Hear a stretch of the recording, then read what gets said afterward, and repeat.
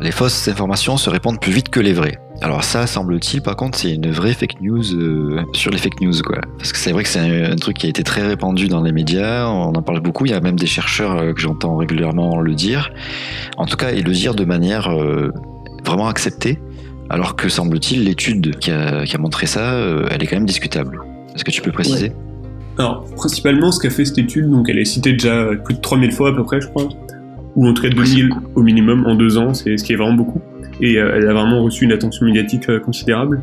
Ce qu'elle a comparé, c'est elle a analysé la diffusion des informations fausses qui ont été fact-checkées sur Twitter contre les informations vraies qui ont été fact-checkées sur Twitter. Sauf que donc les informations fausses fact-checkées, il n'y a pas de problème, on peut pas vraiment faire autrement, c'est une catégorie qui paraît assez raisonnable. Mais la catégorie des vraies informations fact-checkées est vraiment très étrange, dans le sens où il y a beaucoup d'informations vraies qui vont jamais être fact-checkées et qui vont être absolument virales. Donc comme exemple, il y a par exemple, je sais pas, l'arrivée de Lionel Messi au PSG, ça va pas être fact-checké.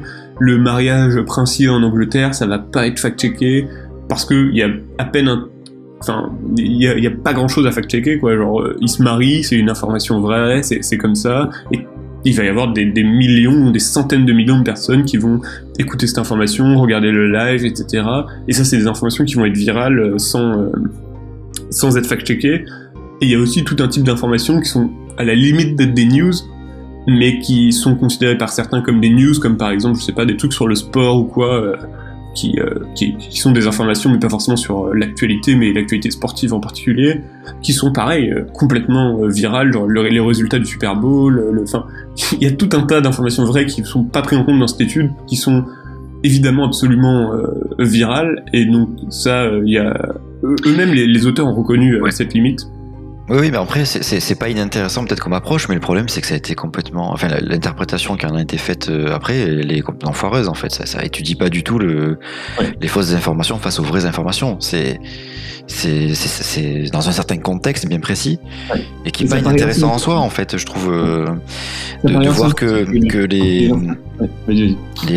les vraies fake news, elles ont été plus partagées que les fausses fake news. En tout cas, des informations où il y avait une sorte de flou, autour d'elle. C'est plus les fausses informations qui ont été partagées que les vraies. Je trouve que c'est quand même intéressant comme info, en fait, à savoir. Après, c'est vrai que c'est pas du tout la même chose que dire qu'elles se répondent plus vite que les vraies informations, quoi.